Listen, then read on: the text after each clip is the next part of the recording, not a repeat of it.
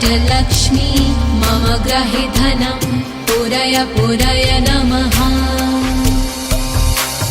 ॐ ह्रीं श्रीं क्लीं श्रीं कुबेराय अष्टलक्ष्मी मम ग्रहे धनं पुरय पुरय नमः।